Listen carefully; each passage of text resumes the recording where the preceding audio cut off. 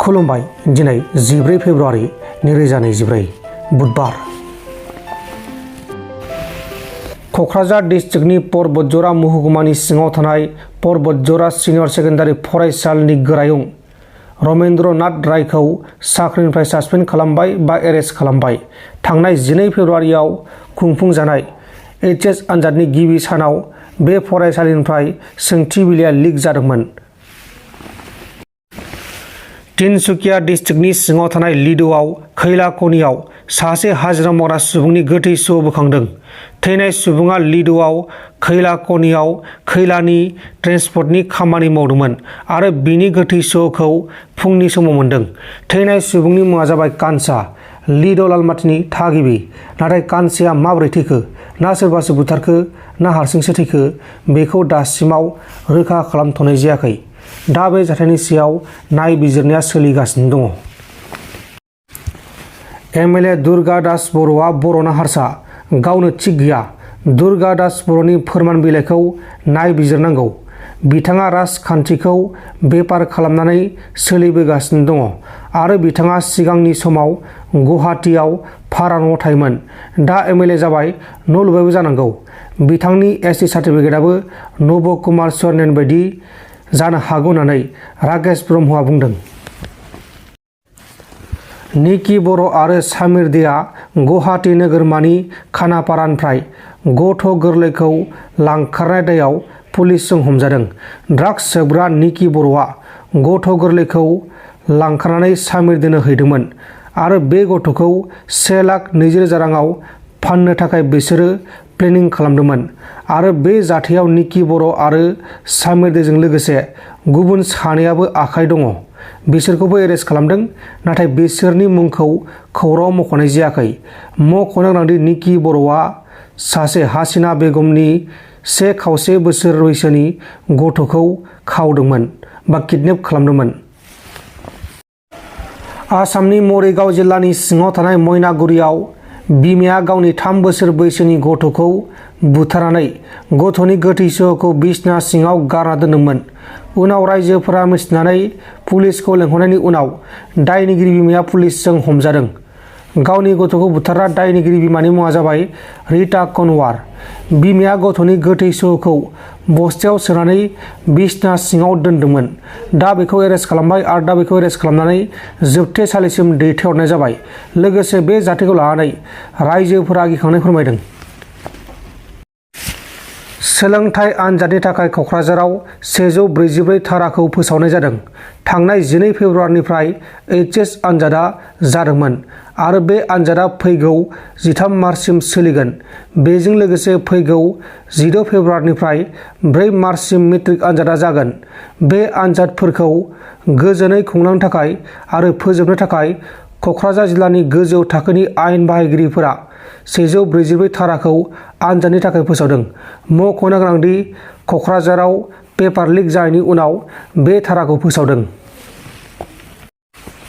Police बादानि लांगोनायाव थांनानै गावखौनो अरजों सावदों आरो बे जाथायाव 90% अरा खामदों। महाराष्ट्र रायजोनि पुनेनि वाघलीआव पुलिस बादानि लांगोनायाव सासे 28 बोसोर बैसोनि सुबुङा बे जाथायखौ इनाय खालामदों आरो बे जाथायाव बे सुबुङा अरजों खामजोबदों। जाथायखौ खालामनाय सुबुंनि मुङा जाबाय रहिदास अशक जाधव। रहिदास अशक जाधवआ गावनि थाग्रा जायगानि माखासे मानसिफोरजों नांलाय खमलाय जानायाव बुदलायनाय जादोंमोन। बिनि उनाव बियो बिसोरनि सायाव पुलिसनो केस होनो थांनायाव पुलिसआ बे केसखौ लायाखैमोन। अदेबानि पुलिसआ बे केसखौ होनाङा होननानै हेंथा होदोंमोन। बेनि जाहोनाव जाथाया जादों। पुलिसआ केसखौ लायनो थाखायनो अशक यादवआ बे जाथायखौ इनाय खालामदों। दा बे जाथायनि सायाव नायबिजिरनाया सोलिगासिनो दङ। रन्जन दैमारिखौ बबे मोनसे राजखान्थि हान्जाया उदां खालाममारनो हागोन? BPF हान्जाया हागोन ना BPL हान्जाया हागोन? थांनाय 17 बोसोराव हाग्रा महिलारिया रन्जन दैमारि बिथांखौ उदां खालामनो हायोमोन, नाथाय बिथाङा उदां खालामनो हादिया होननानै प्रमद बर'आ बुंदों। आरो जुदि गोरोबथा जाखांनानै जों पावाराव फैनायमोनब्ला दानो रन्जन दैमारि बिथांजों लोगोसे XNDP बिथांमोनखौ बख'नो हायो। गोरोबथा जाखांनानै सोर उदां जानो हाया, उदां जायो। आलफायाबो उदां जादोंमोन होननानै हाग्रा मैलारा बुंदों। नाथाय रन्जन दैमारिखौ सोर बखमारगोन बेखौ फैबाय थानाय समावसो मिथिगोन। ना बिथांमोना बे बाथ्राखौ बिसायख'थि सफैनायनि थाखायसो बुंदों, बेखौबो इयुननि समावसो मिथिसिगोन। गुवाहाटी पुलिसा जराबादाव अपारेसन खालामनानै आयेननि बेरेखा मोसौ लांनाय मा 35 मोसौफोरखौ रैखा खालामदों। मोसौफोरखौ नगाव साइडनिफ्राय मेघालयानि बर्निहाट फारसे लांबाय थानाय समाव मोसौजों लोगोसे जाथायाव लोब्बा थानाय 5 दायनिगिरिफोरखौ पुलिसा एरेस्ट खालामदों। हमजानाय दायनिगिरिफोरनि मुङा जाबाय आशराफुल हक 37 बोसोर बैसोनि, आब्दुल कादिर जिलानी 37 बोसोर बैसोनि, बिसोर जाबाय धुबरीनि, शाहिदुल रहमान 24 बोसोर बैसोनि, लातिफुल हक 27 बोसोर बैसोनि आरो आरिफुल इस्लाम 25 बोसोर बैसोनि। मणिपुराव दावहाया सोलिगासिनो दङ। मणिपुराव जानाय दुंहाव थासारि आरो दाङाबाजिया दासिमबो सोलिगासिनो दङ। मणिपुरनि इम्फलनि पुकाव सान्तिपुर ओनसोलाव कुकी बिग्रायारि आफादनि सन्देह खालामजानाय आरो मेथे गामिनि भलन्टियार्सफोरनि गेजेराव दाङाबाजि जानायाव आरो अर सावनाय जानायाव मेथे गामिनि सासे भलन्टियारा बुथारजादों आरो गुबुन 3 भलन्टियारा जोखोम जादों। थैनाय सुबुंनि मुङा जाबाय सागलेनसेम लया 25 बोसोर बैसोनि। दा बे जाथायनि सायाव नायबिजिरनाया सोलिगासिनो दङ। गिथाव बाथाव बमा बेरदों आरो बे जाथायाव गोबां सुबुङा जोखोम जानायजों लोगोसे सासे सुबुङा थैदों।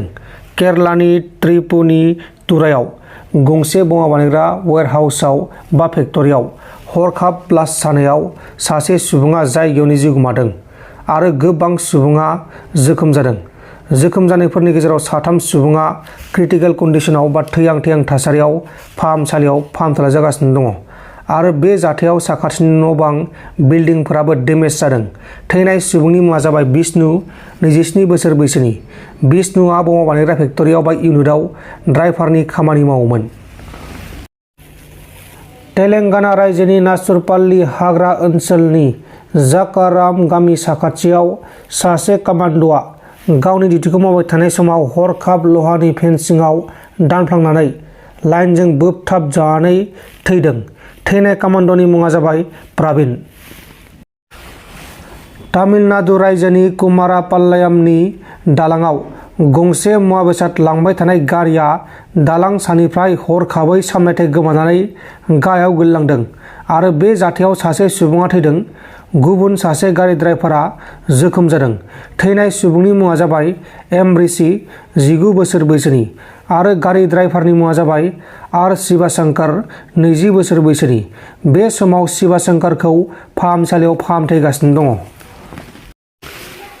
मोनसे सोमोनांथाव नुथाय।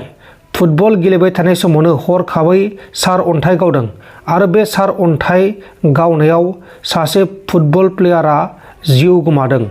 इन्ड'नेसिया हादोरनि सासे फुटबल प्लेयारा फुटबल मेच गेलेबाय थानाय समाव बे जाथाया जादों आरो बे जाथाया लाइभ सोलिबाय थानाय समाव मबाइल फनफोराव केमेराफोराव लाइभ सोलिबाय थानाय समाव जादों। थैनाय फुटबलारनि मुङा जाबाय स्टेफेन राहार्जा।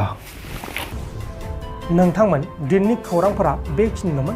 बेखिनिसिम नायनायनि थाखाय नोंथांमोननिसिम रोजा रोजा साबायखर। गोजोन्थों। एसेनोसै। जय बर' हारिनि।